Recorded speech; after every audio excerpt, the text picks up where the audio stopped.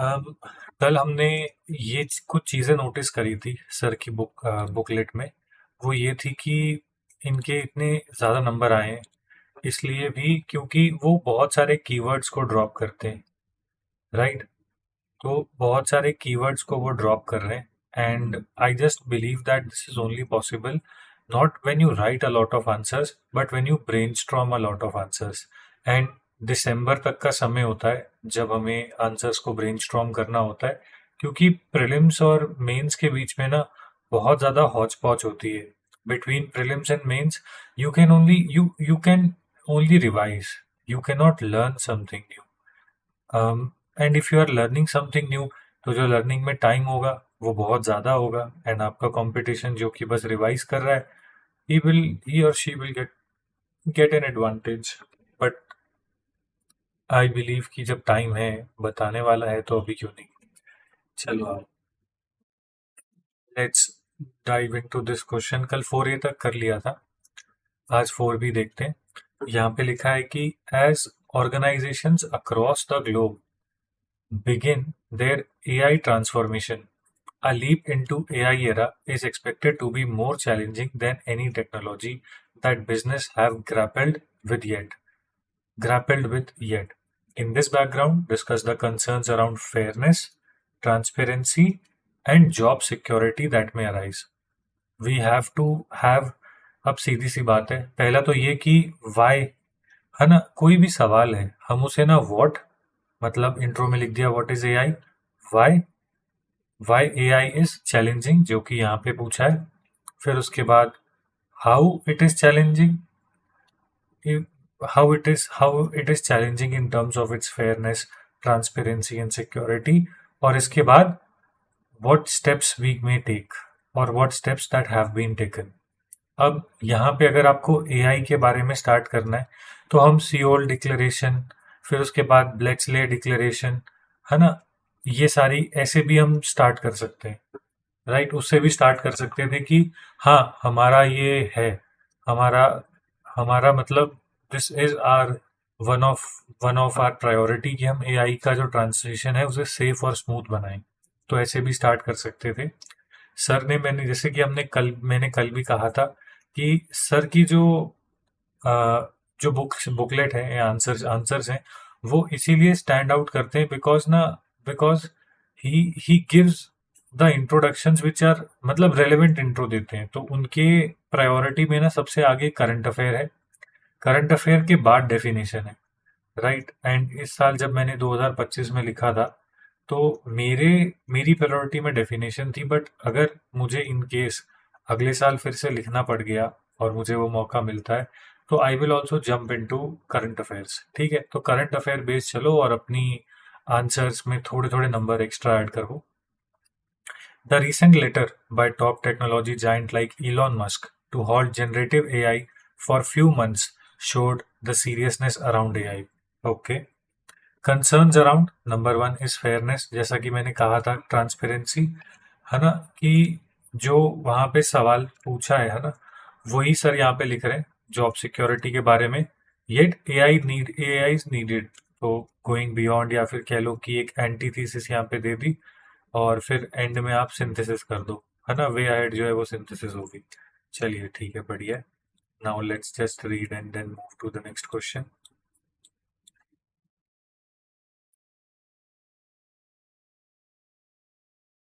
यहाँ पे लिखा है कि कंसर्न्स अराउंड फेयरनेस, तो फेयरनेस में लिखा है disparity in access, it fuels inequality, use as an end in itself, as use and uses man as means deep fake for electoral gains. मतलब यहाँ पे कह रहे हैं कि वो फेयर क्यों नहीं है। जहां पे भी फेयर दिखे वहां पे आप जस्टिस के बारे में भी सोच सकते हो कि कैसे ये अनजस्ट है। ठीक है, ये दोनों मतलब हम यूज कर सकते हैं interchangeably.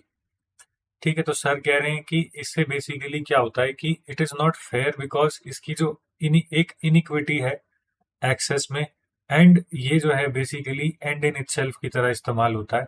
It uses man's as means, for example deep fake का इस्तेमाल करके इलेक्टोरल गेन्स के लिए। ट्रांसपेरेंसी, यहाँ पे लिखा है कि ब्लैक बॉक्स आर्किटेक्चर होता है तो कोई ओपननेस नहीं है। ब्लैक बॉक्स टेस्टिंग का मतलब क्या होता है कि इसकी टेस्टिंग कैसे हुई है ये हम बताएंगे नहीं आपको।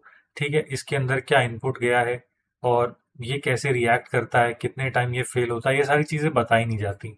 तो जब किसी प्रोजेक्ट की टेस्टिंग को हम सीक्रेटिव रखते हैं, ये बोल के कि इससे तो हमारा जो एडवांटेज है, कॉम्पिटिटिव एडवांटेज, वो चला जाएगा, तो हम कहते हैं कि this is black box tested.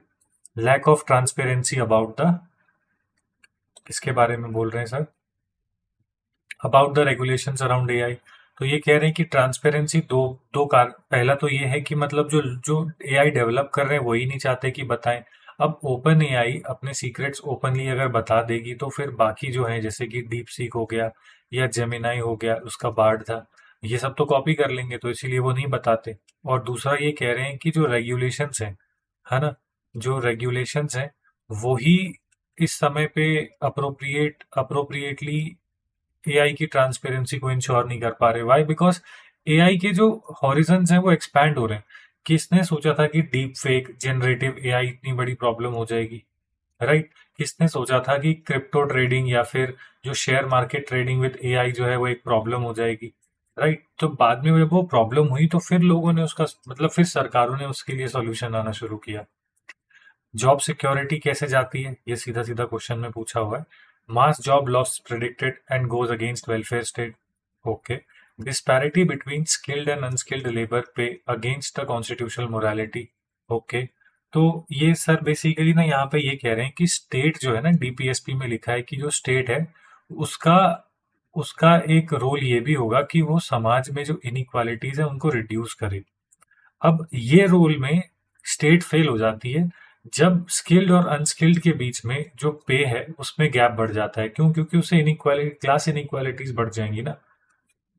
Yet AI is needed, क्यों? For better economy, get better prices via market prediction. जैसे कि निंजा कार्ट एक स्टार्टअप है जिसने कि फार्मर इनकम को 25% इंक्रीज कर दिया। This you can use in agriculture also.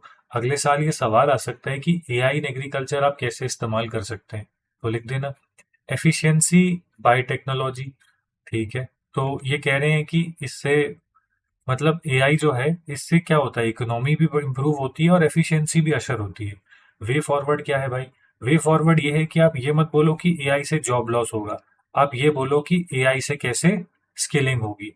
आप ये मत बोलो, क्वेश्चन में लिखा है ना कि ट्रांसपेरेंसी का इशू है, आप ये बोलो कि आप कॉर्पोरेट एथिक्स जो है उनको, मतलब कॉर्पोरेट एथिक्स मतलब उनको उनको अपील करो कि आप कॉर्पोरेट एथिक्स को फॉलो करो।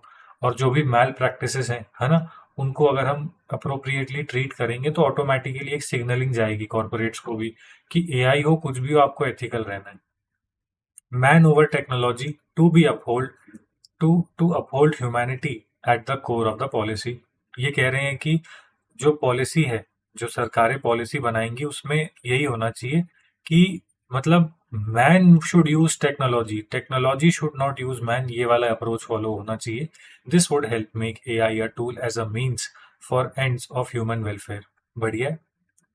ठीक है, देखो कितना कितना सिंपल है ना। उन्होंने एथिक्स का क्वेश्चन लिख रहे हैं तो वो बोल रहे हैं कि एआई जो है वो कोई एंड नहीं है, एआई जो है वो एक मीन्स है अपने आप में, जिसका जो मेन एम है वो ये है कि वो ह्यूमन हैप्पीनेस को इंक्रीज करे सोसाइटी में। आगे देखते हैं, क्वेश्चन नंबर 5 है the emphasis on Swami Dayanand Saraswati on education, social equality and ethical values continues to influence the socio-cultural discourse in contemporary India. Discuss with suitable examples. अब यहाँ पे हमको क्या समझने की जरूरत है?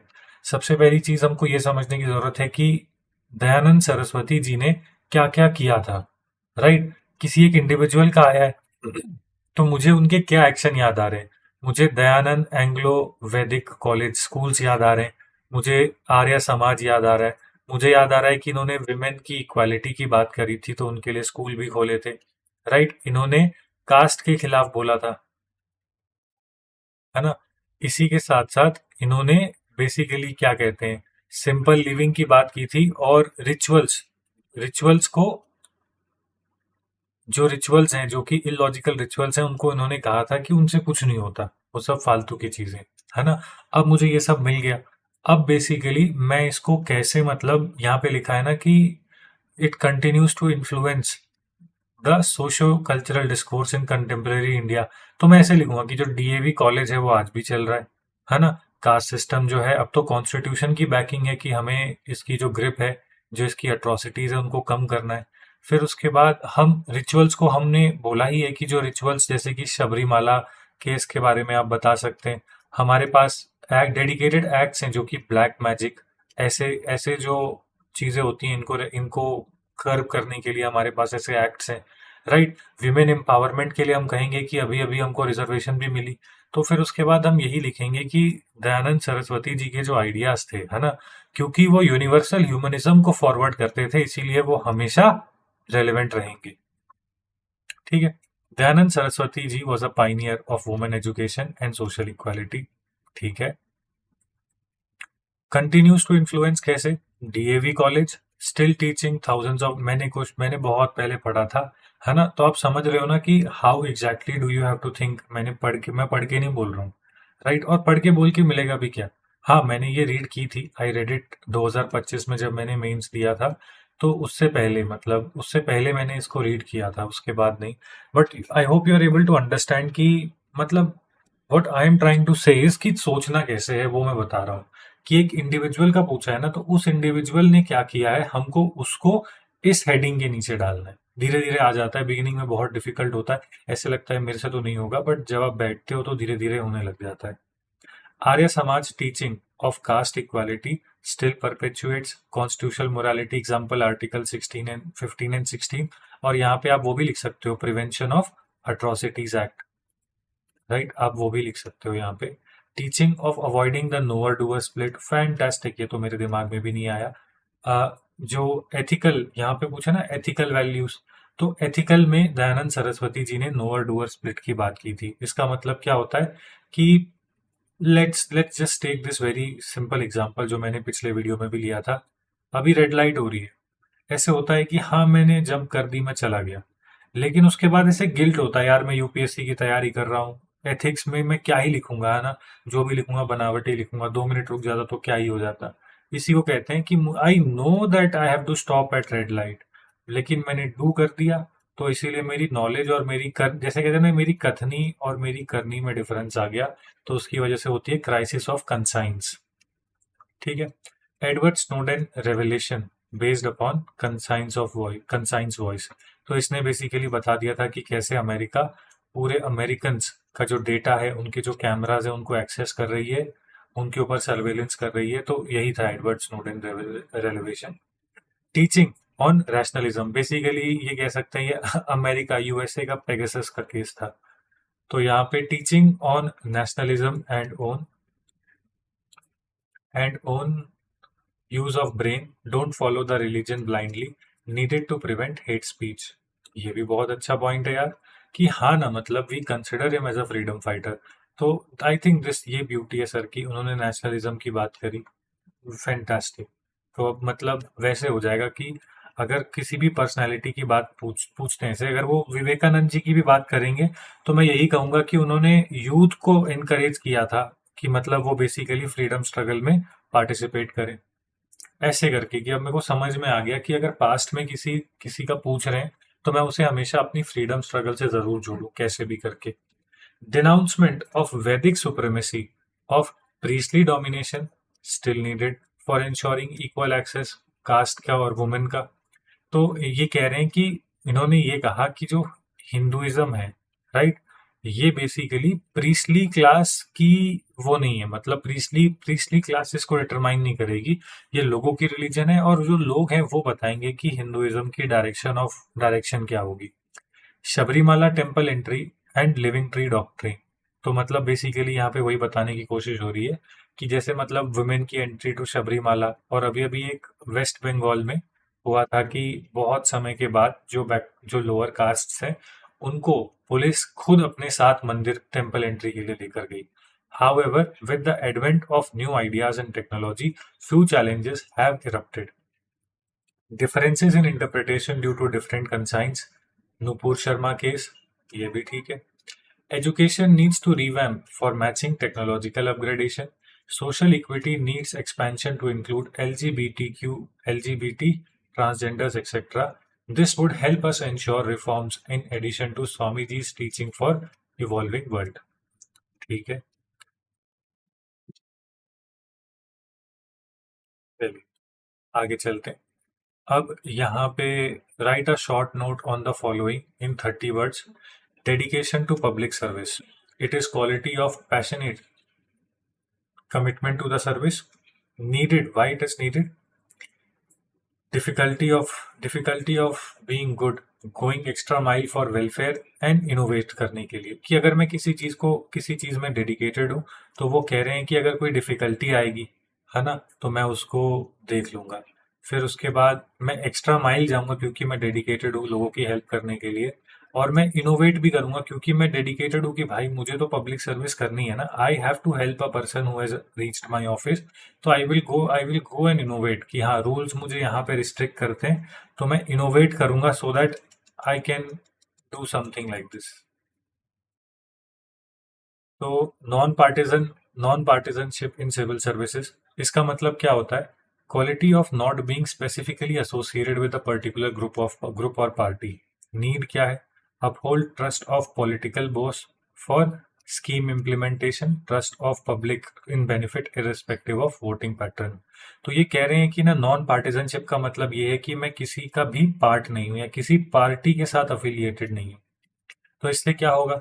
जो मेरा मिनिस्टर होगा जो कि एक स्पेसिफिक पार्टी का होगा वो मुझे ट्रस्ट करेगा कि हाँ ये अपना काम बिना फियर और फेवर के करेगा.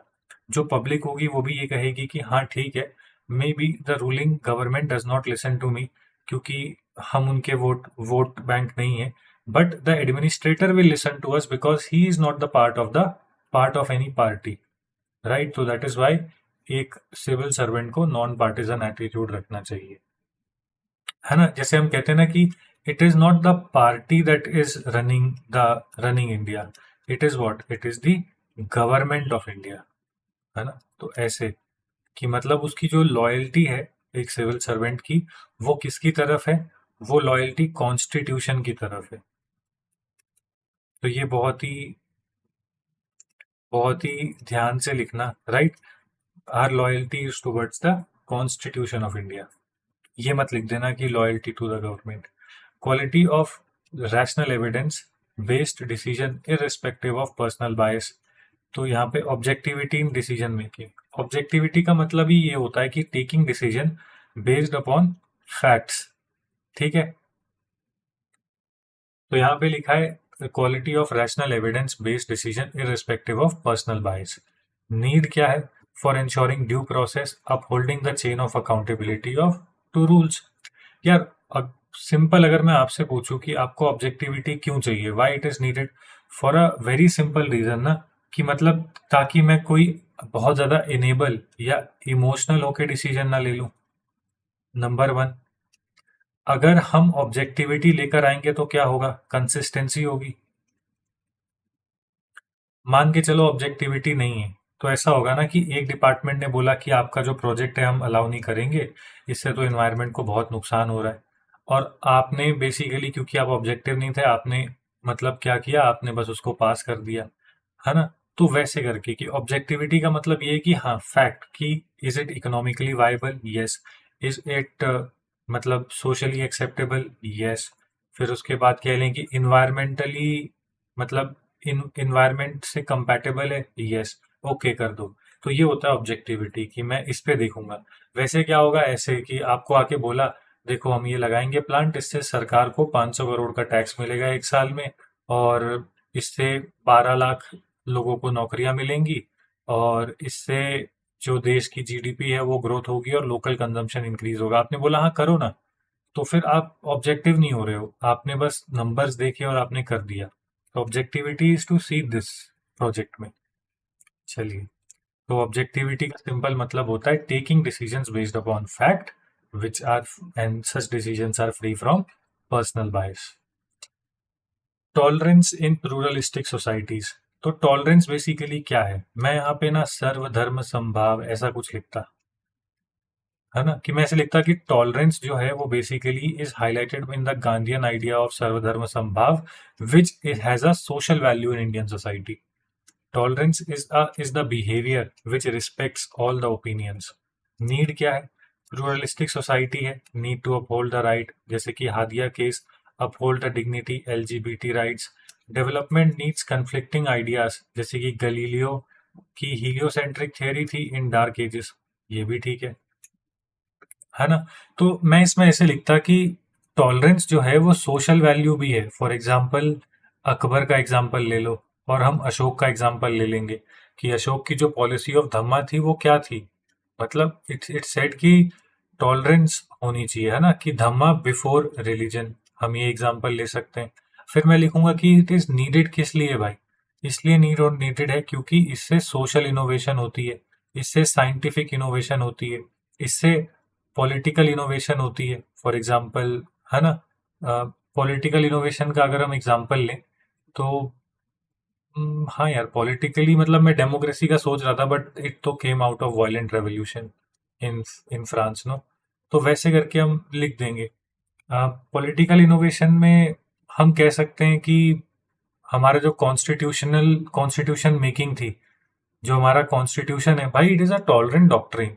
सोचो, हमारा कॉन्स्टिट्यूशन एक्सप्लिसिटली माइनॉरिटीज को राइट्स देता है, इज इट नॉट टॉलरेंस? ऐसे करके हम लिख सकते हैं। आप देख रहे हो कि इट इज लाइक कि मतलब अब मेरे को पता है कि मुझे पॉलिटिकल सोचना है तो मैं निकाल लूंगा, है ना। तो ये आइडिया होना चाहिए। साइंटिफिक इनोवेशन का अगर हमको एग्जांपल लेना हो टॉलरेंस के साथ, तो भाई एआई, अगर हम टॉलरेंट ना हो तो क्या हम एआई को बिल्ड कर सकते हैं? हम कहेंगे नहीं, ये तो एकदम खराब है, डीप फेक हो जाता है, ये हो जाता है, लोग रिवेंज में आके उल्टा सीधा चीजें बना लेते हैं इससे, है ना। तो we have to be tolerant कि हाँ ठीक है, इसमें 100, मतलब इसमें हाँ, ऐसा है कि 100 में से अगर इसकी 5 खराबियां हैं तो 95 बेनिफिट है। हम इसको भी देखेंगे और इसको कम करने की कोशिश करेंगे। चलिए, कंपैशन। कंपैशन का मतलब क्या होता है? कंपैशन इन पब्लिक सर्विस लिखा हुआ है, तो इसमें हम ना सेकंड एआरसी का लिख सकते हैं कि सेकंड एआरसी ने कहा है कि कंपैशन जो है एक कार्डिनल वैल्यू होनी चाहिए एक सिविल सर्वेंट में, अगर हमको ब्यूरोक्रेसी को सबसे जो वल्नरेबल सेक्शन है उनको केटर करना है। ठीक है, तो compassion is the value of acting according to others need while understanding for, ये कोई टर्म है, ये मैंने बार बार देखी है, I never understood the meaning also. समूम समूम बोनूम, बेसिकली इसका मतलब यही होता है कि मतलब सबका, सब, डेवलपमेंट फॉर ऑल या वेलफेयर ऑफ ऑल। ठीक है, अब मैं इसमें तो यही लिखता कि ये होती है, फिर उसके बाद मैं लिखता कि कंपैशन क्यों चाहिए, फिर उसके बाद मैं लिखता however compassion has to be balance with objectivity. मैं ऐसे करके खत्म करता। कंपैशन एसेंशियल है, लेकिन एक पब्लिक सर्वेंट को, क्योंकि यहाँ पे पब्लिक सर्विसेज का बोला है, he has to be objective. तो और इन इन दोनों के लिए क्या करना होगा? Therefore emotional intelligence is necessary to understand the level of compassion and to balance compassion and objectivity, ऐसा करके कुछ लिखता है। नीड क्या है? टू अपहोल्ड एम्पैथेटिक एडमिनिस्ट्रेशन, जिसमें कि यहाँ पे लिखा हुआ है Sanyukta Parashar, bring wind mind and hearts. तो ये संयुक्ता पराशर मैम, मुझे जहाँ तक याद आ रहा है, ये जो है शी वॉज, आई थिंक ये आईपीएस ऑफिसर है, आईपीएस ऑफिसर है, और इन्हीं की ये पॉलिसी थी विनिंग हार्ट्स एंड माइंड्स, कि हम सिर्फ काउंटर ऑपरेशंस नहीं करेंगे, हम जो लोग लोकल्स हैं हम उनका भी ट्रस्ट जीतेंगे। Service delivery with people centricity, example Kiran Bedi in prison reforms. Go extra mile for welfare, जैसे कि IPS Anjali, bringing electricity to old ladies home, UP cadre. बढ़िया है ना, इतनी स्पेस नहीं है, इफ यू सी इतनी स्पेस नहीं है, तो उन्होंने बस, और अगर ऐसे वाले क्वेश्चंस यूपीएससी फिर से पूछता है कि एक ये दे दिया, ये वाला दे दिया, ठीक है, और फिर उसके बाद ये ऐसे पूछ, तो फिर अगर ऐसा देते हैं तो सीधा है ना, डेफिनेशन लिख दी और वाई इट इज नीडेड, खत्म। ठीक है, और अगर कंक्लूजन लिखने का टाइम हो, अगर ये दो ही लिखने, तीसरे में कंक्लूजन का टाइम है, तो एक सिंथेसिस सी दे दी। चलिए, अब जो अगला सवाल है, it is about emotional intelligence. Emotional intelligence may not be singularly associated with emotions or intelligence.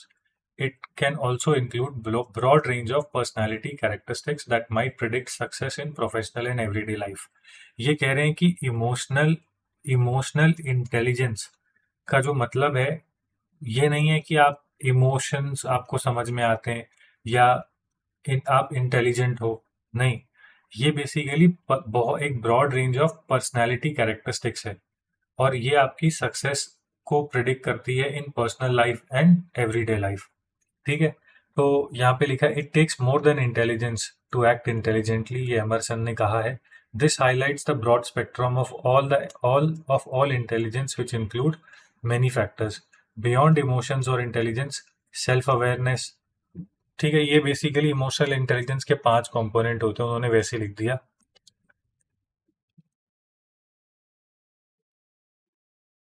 कि इमोशनल इंटेलिजेंस जो है वो सिर्फ अपने इमोशंस को समझना और इंटेलिजेंस नहीं है, it is beyond that. Beyond that का मतलब क्या है कि आपके अंदर सेल्फ अवेयरनेस होनी चाहिए, कि मतलब बेसिकली कि मुझे समझ में आ रहा है कि मेरे अंदर कैसे इमोशंस उठ रहे हैं। And when you do that, तो what will you do, you will avoid heated arguments and tranquil relationships.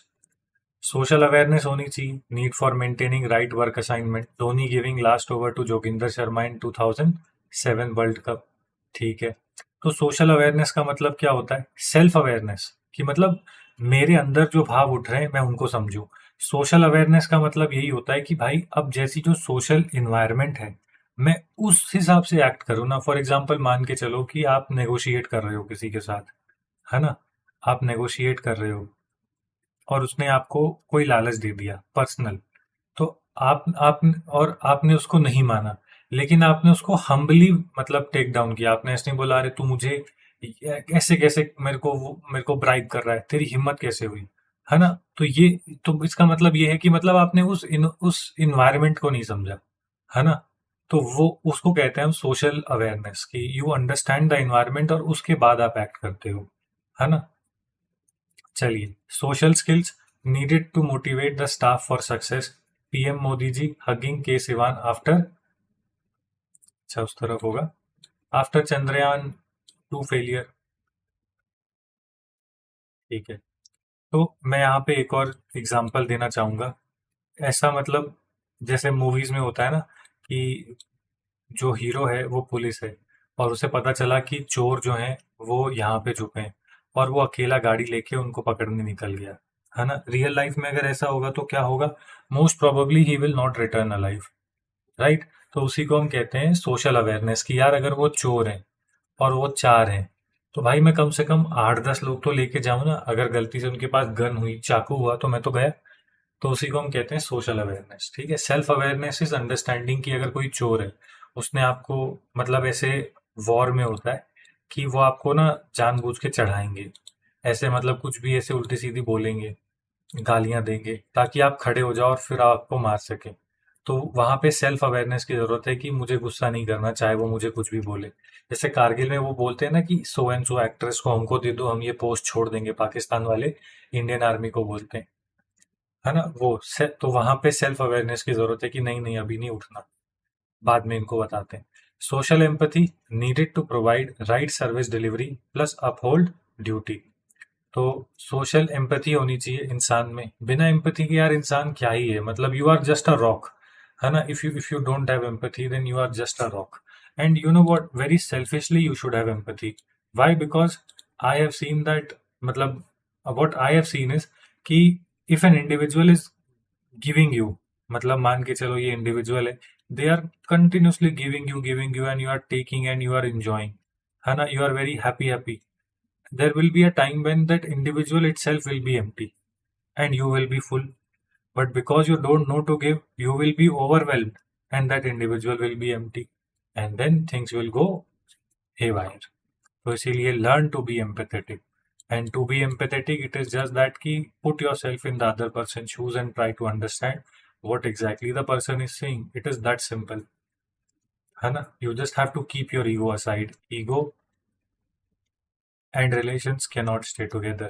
And even in the examination also, ego नहीं होनी चाहिए. आराम से लिखो examination, don't show your ego, है ना. DM Rahul Kumar Kumar eating food cooked bye अ window, इसी से सोशल चेंज आएगा. सोशल एम्पैथी का मतलब क्या होता है कि मतलब तो हमने देख लिया. ये बेसिकली डीएम राहुल कुमार थे, हुआ ये था कि माना जाता है कि वो जो विडो है, she is considered as a source of misery and social evil माना जाता है इनके आसपास रहना अभी भी। मतलब बहुत ही जो डीप रूटेड विलेजेस है ना, डीप डीप में, वहां पर। तो तो फिर ये जो मैम थी, ये बेसिकली जो मिड डे मील थी वो कुक करती थी। तो लोगों ने कहा हम तो नहीं खाएंगे, बच्चों ने मना कर दिया। तो जस्ट टू प्रूव, तो डीएम राहुल कुमार ने क्या किया, वो गए और उन्होंने फिर खाना खाया कि ऐसा कुछ नहीं होता, ये सब फालतू की चीजें है ना। तो इसी को हम कहते हैं इमोशनल इंटेलिजेंस। कि मतलब मैं कुछ भी बोल लूं, नहीं सुधरेंगे, मुझे वो चीज करके दिखानी पड़ेगी जो कि इनके लिए गलत है। और अगर मैं करूंगा, and because I hold a social status in society as DM, right? Then this will encourage them also to think and ponder. Self regulation का मतलब वही होता है, with great power comes great responsibility. अगर आपके पास बहुत सारी शक्तियां हैं और उन शक्तियों का गलत इस्तेमाल करोगे, तो पहले तो तुम दूसरों को ट्रबल दोगे और फिर खुद के पास ट्रबल आएगी। बहुत सारे एग्जाम्पल्स हैं इसके। मतलब सिंपल एग्जाम्पल हम ऑपरेशन सिंदूर ले सकते हैं। यही यही बेनिफिट है यूपीएससी की प्रिपरेशन करने का। दैट दैट मतलब example they just come naturally to you. Self regulation ही तो थी, और क्या था भाई, हमने क्या किया, हमने बोला ना, हमने प्रिसीजन टारगेटिंग की। हम चाहते तो ब्रह्मोस मार देते, अग्नि मार देते, या फिर कुछ भी, कोई भी मिसाइल मार देते, त्रिशूल मार देते, पृथ्वी मार देते। नहीं किया ना, हमने कैलिब्रेटेड मारा उनको। कि हमारा प्रॉब्लम ना मिलिट्री से है, ना पाकिस्तानी लोगों से है, ना पाकिस्तानी मिलिट्री से। We only want to attack the terrorist. अब सेल्फ रेगुलेशन क्या है? To control spirits of emotion, DM Sarjapur slapped man got suspended. And एक होता है ना कि भाई एक इंडिविजुअल है, और यहीं से एक और लेसन जो हम सीखते हैं वो ये है कि भाई तुम किसी को, मतलब this is my personal experience, that you can't change anybody. It is impossible to change anybody, and sometimes I would say that it is impossible even to change yourself if you don't have that much willpower, right? And that is why, matlab, slowly i am also I am also learning not to give unnecessary advices to anybody. धीरे धीरे सीख रहा हूँ मैं भी ये, because I have seen that nobody changes, और जो चेंज होगा वो किसी के कहने से नहीं आएगा। चेंज तब आएगा जब आप चाहोगे कि मैं बदलूं यार, है ना। तो however emotional intelligence is just a means, and care must be taken to ensure right intervention. तो यहाँ पे ये कह रहे हैं कि इमोशनल इंटेलिजेंस एक मीन्स है, तो इसीलिए हमको उसको भी बहुत केयरफुली इस्तेमाल करना है। क्यों? क्योंकि अगर आप इमोशनली इंटेलिजेंट हो ना, मैं आपको एग्जांपल देता हूँ, Hitler, I would say that he was very much emotionally intelligent. Gandhi ji, he was also very much emotionally intelligent. और फिर उसके बाद हम सुभाष बोस का भी एग्जाम्पल ले सकते हैं, ये भी बहुत ज्यादा इंटेलिजेंट थे। इन्होंने इस्तेमाल किया लोगों के राइट्स को फर्दर करने के लिए, हिटलर ने इस्तेमाल किया अपने प्रोपोगंडा के लिए, है ना। तो वही सेम चीज, कि don't use it for manipulation. एक होता है परसुएशन, एक होता है manipulation. Persuasion when you want to change individuals attitude, है ना, जो विद मतलब when you want to change individuals attitude without any without any personal vendetta. Manipulation is when you want to change individuals' attitude for your greater good, or eventually it may, and eventually this attitude may lead to wrong outcomes for that individual. तो उसे manipulation कहते हैं। ठीक है। Manipulation का example brain washing, persuasion का example Buddha ji ने जैसे अंगुलीमाल को कहा था कि क्या करता रहता है तू, है लोगों की उंगलियां काट रहा है, पागल है क्या। तो इसको वही परसुएशन है। ठीक है। Don't use for selfish gains, कि मतलब ऐसे होता है ना कि जैसे मतलब मैंने ये पढ़ा था कि अगर एक पब्लिक सर्वेंट है, वो जनता को प्रॉमिस कर दे कि आप अपनी स्ट्राइक को, प्रोटेस्ट को बंद कर दो और आपको ये सारी चीजें मिल जाएंगी। प्रोटेस्ट बंद हो गई, लोग चले गए, और बाद में उसने बोल दिया कि ना, मैंने तो ऐसा कुछ कहा ही नहीं था, राइट। तो this is misuse of your emotional intelligence. Social awareness by polite, या फिर एक और दिया हुआ है, जैसे कि जो पॉलिटिशियंस हैं वो अपनी वोट बैंक को बढ़ाने के लिए कास्ट लाइन के डिवाइड्स हैं, रिलीजियस डिवाइड्स हैं, अगर उनका इस्तेमाल करते हैं तो वो भी एक तरीके से मैनिपुलेशन है। एंड मिसयूज है ऑफ एबिलिटी, और आई वुड से of emotional intelligence. Need is to ensure the right use of emotional intelligence for the ends of own and human welfare around us. तो कभी भी EI का क्वेश्चन आएगा तो सेल्फ अवेयरनेस, ठीक है, सोशल अवेयरनेस, फिर उसके बाद सेल्फ मैनेजमेंट, ये, और फिर उसके बाद सोशल एम्पथी, ये वाला तो लिख देना. और इसी के साथ साथ EI का इंट्रो में लिख देना कि emotional intelligence is the ability to understand and regulate one's own emotions and emotions of the others. बस यही है. ठीक है. जब हम अपने इमोशंस को समझते हैं, ऑफ कोर्स हम ओवरवेलम हो जाते हैं प्रीलिम्स के रिजल्ट से पहले, तो वहां पे उस चीज को समझना, और कि अरे मैं ऐसे, मेरे को कुछ नहीं हो रहा, बस वो प्रीलिम्स का स्ट्रेस है मेरे को रिजल्ट का. और फिर उसके बाद थोड़े से चिल आउट हो जाना कि हाँ ठीक है, ये तो होता रहेगा, हर बार होता है. उसी को हम इमोशनल इंटेलिजेंस कहते हैं. चाहे वो मेंस का भी देखना थोड़े दिन के बाद जब मेंस का रिजल्ट आएगा, है ना. तो वही, उसी को हम इमोशनल इंटेलिजेंस कहते हैं. आगे देखते हैं, यहाँ पे लिखा है traditional forms of state lead accountability. Traditional forms of state-led accountability, okay, also characterized as vertical and horizontal channels of accountability, are increasingly found to be inadequate, and a myriad of multi-stakeholder, bottom-up, citizen-directed approach have come to the fore to supplement or supplant them. Discuss with illustration. Supplement का मतलब क्या होता है? Supplement का मतलब कहाँ पर होगा? सप्लीमेंट एंड सप्लांट, कि मतलब बेसिकली जहाँ पे जो पुरानी अकाउंटेबिलिटी की अप्रोचेस थी वो वीक पड़ रही हैं, वहां पर बेसिकली ये आ जाती हैं, राइट, स्ट्रॉन्ग करने के लिए. और दूसरा ये है कि ये उनसे भी बेटर अप्रोचेस निकल के आ रही हैं. कौन सी? Bottom up and stakeholder. तो मैं इसमें ऐसे लिखता कि मतलब एग्जिस्टिंग स्टेट लेड अकाउंटेबिलिटी क्या क्या है, इसके इश्यूज क्या क्या हैं, वो कैसे बॉटम अप और स्टेक होल्डर अप्रोच से ठीक होता है. हाउएवर, बॉटम अप और स्टेक होल्डर अप्रोच में टाइम की एफिशिएंसी कम होगी, राइट. टाइम, बहुत टाइम लग जाएगा ना अगर तुम हर किसी से हर चीज पूछ के करोगे तो. काउंसिल ऑफ मिनिस्टर तो चल ही रही थी, कैबिनेट क्यों लेकर आए छोटी? क्योंकि भाई डिसीजन टक टक लेने पड़ते हैं, है ना. तो वैसे करके कि हमको ये चीज को भी इंश्योर करना है. अगर हम बॉटम अप कर रहे हैं तो क्या हमारे सिटीजन्स, क्या हमारी पंचायत रेडी है? तो इनको भी तो अप्रोच सही करना होगा, मतलब इनको भी तो रेडी करना होगा, कैपेसिटी बिल्डिंग करनी होगी. हम स्टेक होल्डर्स की बात करते हैं, लेकिन क्या स्टेक होल्डर्स खुद अवेयर हैं? कितने स्टेक होल्डर्स को आरटीआई के बारे में पता है?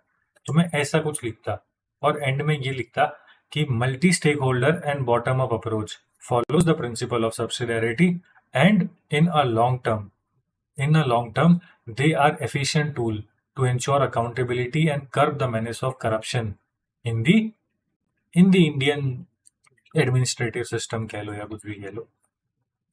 चलिए, अकाउंटेबिलिटी मैकेनिज्म, और मैं यहाँ पे अकाउंटेबिलिटी से स्टार्ट करता. Accountability refers to being answerable for one's own actions and the outcomes of their actions. Accountability mechanisms have traditionally been either upward, boss or horizontal CAG. Upward accountability का मतलब क्या है? आप अगर डीएम है तो डीएम के ऊपर मान के चलिए कि कोई, मुझे नहीं पता, शायद डिविजनल मैनेजर होता है, ठीक है, तो वो बैठे हैं, तो आपको जो भी डिसीजन होगा उसके लिए आप इनको अकाउंटेबल हैं, और ये फिर आगे चल के आगे को अकाउंटेबल होंगे. तो ये कौन सी हो गई? ये हो गई वर्टिकल. हॉरिजॉन्टल अकाउंटेबिलिटी का मतलब क्या होता है कि यहाँ पे सीएजी बैठे हुए हैं, है ना. सीएजी मतलब मान के चलिए कि ये लेजिस्लेटिव है, ये एग्जीक्यूटिव है, और ये जुडिशरी है. लेजिस्लेटिव कोई भी डिसीजन लेगा, जुडिशरी उसको वो करेगी, क्या कहते हैं, जुडिशियल रिव्यू करेगी. लेजिस्लेटिव जो भी डिसीजन लेगा, एग्जीक्यूटिव ही उसको इम्प्लीमेंट कर सकता है. एग्जीक्यूटिव के एक्शंस को जुडिशरी देख लेगी, और जुडिशरी की अपॉइंटमेंट्स जो है वो एग्जीक्यूटिव करेगा, राइट. तो ऐसे करके कि ये क्या है, हॉरिजॉन्टल अकाउंटेबिलिटी हमने बना दी. और इसी के साथ साथ हमने सीएजी बना दिया, ठीक है, हमने सीएजी बना दिया, हमने इलेक्शन कमीशन बना दी, मतलब जो भी कॉन्स्टिट्यूशनल बॉडीज जो हमको याद आ रही हैं वो बना दी, ताकि एक अकाउंटेबिलिटी रहे. ये हॉरिजॉन्टल है. लेकिन यार यहाँ पे एक एक चीज मिसिंग है ना, वो क्या है? लोग. People are missing here, right. तो वही यहाँ पे कह रहे हैं कि अगर हम बॉटम अप कर दें, स्टेक होल्डर अप्रोच फॉलो कर लें, तो अकाउंटेबिलिटी होगी. चलिए आइए देखते हैं कैसे होगी। हाउएवर, उनके अंदर कुछ चैलेंजेस हैं। क्या है? Lack of people centricity, imposed accountability norms, ivory tower syndromes होते हैं। आइवरी टावर का मतलब क्या होता है कि एक ऑफिसर जो है वो अपने हाई ऑफिस में बैठ के बता रहा है कि ये गांव में क्या लगेगा, कैसे चीजें होंगी, जबकि उसे पता ही नहीं है कि गांव में रियलिटी क्या है, what exactly is happening. I give you a simple example. ये ऑफिसर कहता है, जो कि ऊपर अपने आइवरी टावर में बैठा है, टावर समझ में, बहुत ऊपर बैठा है, लोगों से ऊपर बैठे हैं महाराजा, पब्लिक सर्वेंट। अब ये कहते हैं कि हर किसी के घर में टैप लगाओ, तो टैप लग गए हर किसी के घर में। लेकिन भाई इनको पता ही नहीं है कि गांव में टंकी नहीं है, तो पानी जाएगा कैसे? पाइपलाइन ही नहीं है, टैप तो लगा दिए, है ना। तो वैसे कि मान के चलो आपने कह दिया कि हर किसी के घर में स्मार्ट मीटर लगाओ, लगा दिया, लेकिन यार बिजली की तारें तो डाली नहीं है। तो वैसे करके तो टॉप डाउन अप्रोच, तो ये आइवरी टावर की वजह से होता है। Top down approach of accountability stifles innovation. ठीक है, इसका मतलब क्या है कि टॉप पर एक बैठे और वो डाउन में हर किसी को एक ही, मतलब एक ही रिजल्ट चाहते हैं। लेकिन ऐसा भी तो हो सकता है ना कि जो चीज साउथ इंडिया में बढ़िया चल रही है, नॉर्थ इंडिया में इतनी अच्छी ना चले और नॉर्थ ईस्ट में तो फेल ही हो जाए, ऐसे करके। तो इससे इनोवेशन जो ग्राउंड लेवल पे है वो चली जाती है। Lack of capacity of horizontal measures, example जो lack of enough auditors with CAG, कि सीएजी में ऑडिटर्स की वैकेंसी है, और सीएजी जो है वो बेसिकली बस प्रोप्राइटरी ऑडिट कर सकते हैं, they can he can not do anything else, है ना। फिर उसके बाद collective collective collusion leads to violation of accountability, कि अगर करप्शन अगर हर लेवल पर है, ऐसे भी और ऐसे भी, तो लोगों को तो कभी पता ही नहीं चलेगा। तो ये कह रहे हैं, राइट, कि इसीलिए अगर लोग जो कि इतने सारे हैं, जब वो अकाउंटेबिलिटी डिमांड करेंगे तो ऑटोमेटिकली क्या होगा, करप्शन भी चली जाएगी। All this calls for newer methods of accountability, और उसके अंदर हम दो बना देंगे, bottom up and the other one was multi stakeholder approach. तो बॉटम अप अकाउंटेबिलिटी, उसकी एडवांटेज, सोशल ऑडिट जैसे कि मनरेगा में हो जाता है, ग्राम सभा में प्लानिंग होगी, ग्राम सभा ग्राम सभा जो है वो प्लानिंग कर ले। फिर उसके बाद जो प्लानिंग डिस्ट्रिक्ट प्लानिंग कमेटी जो होती है वो बेसिकली इनको फाइनलाइज कर ले, और फिर उसके बाद ग्राम सभा को फंड्स मिले और ये इम्प्लीमेंटेशन करें। बढ़िया हो गया ना। ग्राउंड लेवल पे बॉटम अप अप्रोच होगी, प्लानिंग की पूरा इनोवेशन होगा यहाँ पे। फिर उसके बाद multi stakeholder approach, environment as a stakeholder, uphold eco centric accountability, polluter pays principle. अब यहाँ पे ये कह रहे हैं कि अगर हम multi stakeholder approach follow करेंगे, कि तो भाई एक कंपनी इन्वायरमेंट की तरफ भी अकाउंटेबल होगी, कि भाई तुम नहीं कर सकते पॉल्यूशन। वो सोसाइटी की तरफ भी अकाउंटेबल होगी कि भाई तुम सीएसआर अपना फंड जो है अच्छे से इस्तेमाल करो। वो लेट्स से कि वो नेशन की तरफ भी अकाउंटेबल होगी, कि जो कॉरपोरेट होगी वो कोई भी एंटी नेशनल एक्टिविटीज में पार्टिसिपेट नहीं करेगी, है ना। फॉर एग्जाम्पल, अगर हमारा पाकिस्तान के साथ अगर हमने ट्रेड बैन किया है, डू यू थिंक कि without the cooperation with the corporatives cooperative बोल रहा हूँ, without cooperation with the corporative it is possible? It is not possible, है ना। तो ये तभी हो पाएगा ना जब वो कॉर्पोरेटिव्स अंडरस्टैंड करेंगी, राइट। और ये तभी हो पाएगा जब कॉर्पोरेटिव्स अपने स्टेक होल्डर्स के अंदर पूरे नेशन को भी लेकर आएंगी। और ये कैसे होता है, और मतलब I am just trying to give an example, एक ब्रॉडर एग्जांपल दे दिया, कि मतलब जो कॉपरेटिव्स हैं, है ना, वो शेयर होल्डर से स्टेक होल्डर की तरफ जाएं। वैसे ही जो गवर्नमेंट है वो बेसिकली क्या कहते हैं, वो अगर वो स्टेक होल्डर अप्रोच फॉलो करेगी तो वो वल्नरेबल्स को भी अच्छे से केटर कर पाएगी, है ना। जो डेवलपमेंट है वो सिटी सेंट्रिक डेवलपमेंट नहीं होगी, वो इंडिविजुअल सेंट्रिक डेवलपमेंट भी होगी। इसीलिए आप देखो हमारे बजट का सेकेंड लार्जेस्ट कंपोनेंट क्या है, it is rural development, because the government is working towards the working working with a stakeholder based approach. चलिए, need is to diversify the accountability hierarchy for more effective good governance and weeding out all notorious elements via full transparency. बढ़िया है ना। तो जैसे transparency international कहती है, corruption is equal to discretion minus accountability.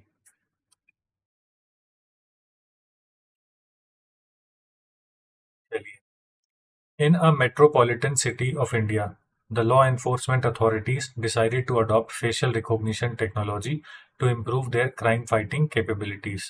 ठीक है, तो AI फेशियल रिकॉग्निशन का इस्तेमाल होने वाला है अब. ठीक है, they implement facial recognition system that integrated with existing surveillance cameras across the city, allowing real-time identification and tracking of individuals. The system was intended to assist in identifying known criminals, missing persons, suspects in ongoing investigation. ठीक है ना. Intention अच्छी है. One evening, a woman reported of mugging incident where perpetrators wore a hoodie obscuring most of his face. The victim provided a vague description to the police. Based on that information, the authorities decided to use facial recognition technology to locate potential suspect. Okay. The system scanned through hours of surveillance footage from various locations near the crime scene.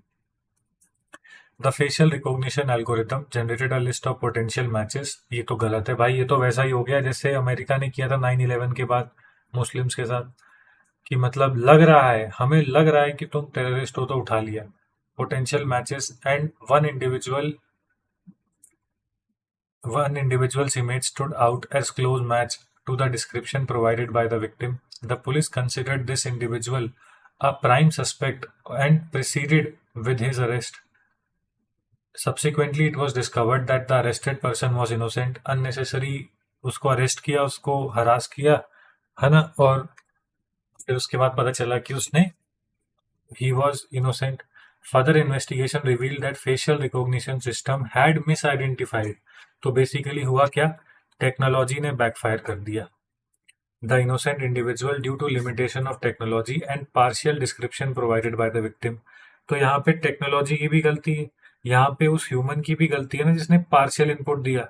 ये तो वही बात होगी ना कि मुझे 1+1=2 चाहिए, लेकिन मैं ये कह रहा हूँ कि 1 प्लस कुछ तो है ना. मतलब ऐसे कर रहा हूँ कि ये और ये कुछ तो है जो कि 2 होता है. तो यहाँ पे तो कुछ भी आ सकता है ना. तो ऐसा डेटा दिया गया जो कि सर्टेन या फिर श्योर नहीं था, कंक्लूसिव नहीं था.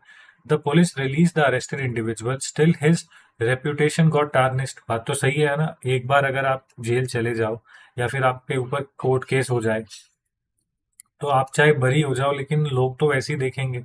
ही along with his family was evicted from their current place of residence. लो भाई. And psychological impact of the incident had been tremendous, owing to which his job is also on the line. लीजिए, तो हुआ क्या. पहला तो ये कि भाई घर भी गया, नौकरी भी गई, राइट. और फिर उसके बाद जो सोशल सराउंडिंग्स होती है वो भी गई, और उसका साइकोलॉजिकल तो मेंटल पीस भी चली गई. इतना इम्पैक्ट हो गया है ना. तो टेक्नोलॉजी का ये तो वही बात हो गई. इसको हम क्या कहेंगे, वी कैन बोनाफाइड मिस्टेक कह देंगे क्या. बोनाफाइड मिस्टेक का मतलब होता है कि एक अच्छी इंटेंशन से कुछ किया था. जैसे कहते हैं ना, कर्म करने जाता हूँ कांड हो जाता है, तो उसी को कहते हैं बोनाफाइड मिस्टेक्स. लेकिन बोनाफाइड मिस्टेक तो नहीं होगी. Let's see. The facial recognition tech using artificial intelligence points at the presence of science without morality as a Gandhian sin. कि हाँ, हमारे पास साइंस थी लेकिन मोरालिटी कहाँ गई, मतलब एथिक्स कहाँ गए. स्टेक होल्डर्स बता दिए कि सरकार है, जुडिशियल सिस्टम है, पुलिस है, सोसाइटी है, विक्टिम है, इनोसेंट अरेस्टेड है और एक्चुअल क्रिमिनल भी है. Ethical issues in this case. Technology भी तो होगी है ना. मतलब जो टेक्नोलॉजी जिसने बनाया है, कि भाई तू ऐसे इनपुट देने ही क्यों देता है पुलिस को, पहले बोल दे input not sufficient, sorry. The ethical issues in the case क्या है, presence of crime against a women, ठीक है, अगेंस्ट कॉन्स्टिट्यूशनल मोरालिटी, ठीक है, this is not the core one. पहले मैं यही कहूंगा कि ना आप कोर लिख दो, कि पहला कोर एथिकल इशू क्या है. वो तो यही है ना कि जो साइंस है ना, मतलब basically use of technology without restraint, technology usages without social proofing, ठीक है, tarnishing reputation against article 21, collective punishment as all. मतलब कलेक्टिव पनिशमेंट कैसे हो गई भाई, मम्मी के ऊपर भी तो हुआ ना, फैमिली को भी निकाल दिया. जैसे अगर बेटा दोषी होता है तो पूरा परिवार फिर उसका भोगता है ना. मतलब एक सोशल बाइकआउट हो जाता है. Lack of well of ignorance, innocent under proven guilty, many suspect arrested, lack of accuracy and efficacy. Psychological impact हो गया भाई, लॉन्ग टर्म. मतलब एक तो ये तो डिस्प्रपोर्शनेट पनिशमेंट हो गई. वो बोल रहे हैं हाँ ठीक है, आपने उनको जेल कर दिया, कुछ भी कर दिया, लेकिन वो जो ट्रॉमा है जो वो तो उनके साथ रहेगा ना, जो पीटीएसडी होता है वो तो रहेगा ही उनके साथ, उनको डर लगेगा जब ये पुलिस को देखेंगे, है ना। पाजला हुडी नहीं पहन रहे जीवन में, हुडी पहनने से नाटक होता है। Use of partial information based sketch, इसको हम क्या कहेंगे, लेका डेस्की डेसिकल, ये एक शब्द है भाई, मेरे से नहीं बोला जा रहा, लेका डेसिक, हाँ वही वाला। Approach by the police, lack of clear guidelines about facial recognition, merged with earlier system surveillance state creation possible. In this light, major priority should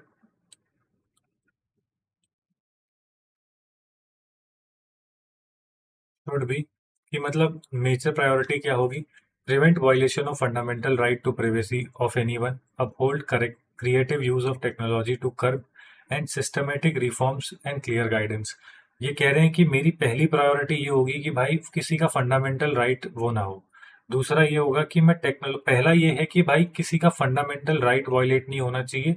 उसके बाद आता है टेक्नोलॉजी इंटीग्रेशन, और फिर उसके बाद आता है कि मैं सिस्टमेटिक रिफॉर्म्स करूं और गाइडलाइंस बनाऊं, है ना। तो मेजर्स क्या होंगे, मेजर यही होंगे कि मतलब जो इनपुट है ना, बेसिकली जो इनपुट की क्वालिटी है वो अश्योर्ड हो बाय द कंपनी। फिर उसके बाद पुलिस की ट्रेनिंग हो जाए, ठीक है। फिर उसके बाद जो क्या कहते हैं, जो अक्यूज्ड है ना, उसकी आइडेंटिटी को सेफ रखना, ये एक इम्पोर्टेंट हो जाएगा। फिर उसके बाद क्रेडिबिलिटी या क्रेडिबल इंफॉर्मेशन पे एक्ट करना, ये तभी हो पाएगा जब हम पुलिस की ट्रेनिंग करेंगे। तो ऐसा ही कुछ लिखना है आपको, है ना। फिर उसके बाद जो एआई सिस्टम है उसकी ब्लैक बॉक्स टेस्टिंग भी होनी चाहिए, और इसी के साथ साथ उसकी रियल इन्वायरमेंट में भी टेस्टिंग होनी चाहिए, ठीक है। और इंडिविजुअल की प्राइवेसी जो है, राइट, जो कि आर्टिकल 21 में है, ये अपहोल्ड करना अनिवार्य है। बस ऐसे ही लिख सकते हैं। और सर्वेलेंस स्टेट की क्रिएशन को रोकने के लिए हमको क्या करना होगा, अकाउंटेबिलिटी एंड ट्रांसपेरेंसी होनी चाहिए सिस्टम में। मतलब ये जो सिस्टम है इसमें भी होना चाहिए, नहीं तो क्या होगा भाई, पेगासस जैसे केसेस होंगे, स्नोडन जो रेवलेशन थी वैसा होगा कि स्टेट ही सर्वेलेंस कर रही है किसी की भी, बस मतलब ऐसे कि। अब इसमें दिक्कत क्या है, दिक्कत ये है ना कि let's say that you have a problem with some person who is in power and they can listen to you, then it is a problem, no. तो वो हो जाएगा। तो ये सारी हमको मेजर्स लेनी है। तो मेजर कैसी होंगी, प्रिवेंटिव भी होंगी, क्यूरेटिव भी होंगी। कि गलती हो गई ना तो क्या करना है, तो उसमें हम लिख सकते हैं कि कंपनसेशन होनी चाहिए। देख रहे हो, ये कोई नहीं लिखेगा, आप लिखोगे क्योंकि आप ये मान रहे हो कि भाई अगर फ्यूचर में ऐसा होता है तो अप्रोप्रिएट कंपनसेशन होनी चाहिए।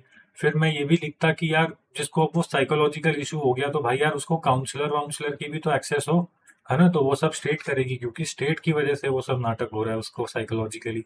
Use of technology only as a mean and not in end in itself, supplement by investigation, right to be heard for natural justice, clear guidelines to prevent leakage of information, मतलब individual की जो privacy है उसको रखना, more research to improve,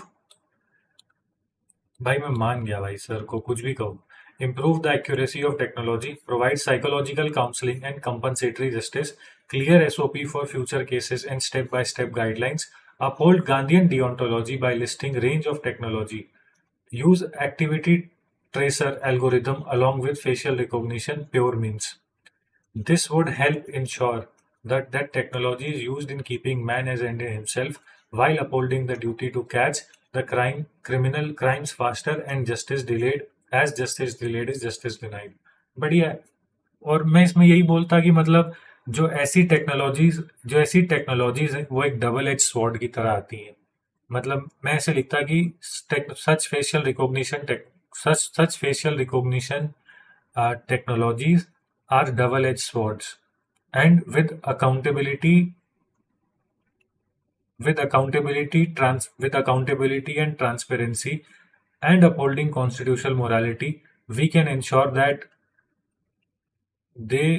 such technology only cuts through the criminal activities, या फिर मतलब cut through the crimes, है ना, and ensure speedy justice in society. ऐसे करके लिख सकते थे।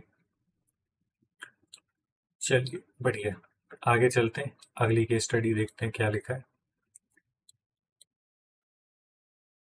यहाँ पे लिखा है कि रीना को what dilemmas does Reena face, Reena को कौन कौन से डिलेमास है, what option does she have, and provide merits and demerits of each. Okay, let us see कितना टाइम हो गया.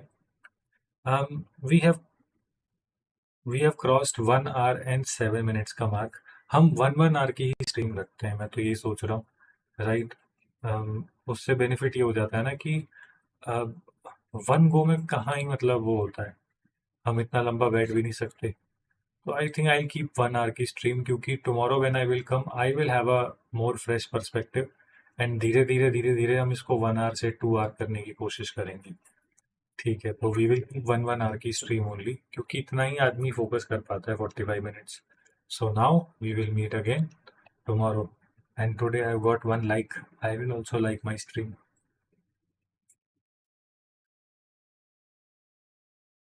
ओ 3 likes. Okay, thank you. I will meet you guys tomorrow, और कल हम इसको कंप्लीट करेंगे. ठीक है, 3 वीडियोस में ये कंप्लीट हो रहा है.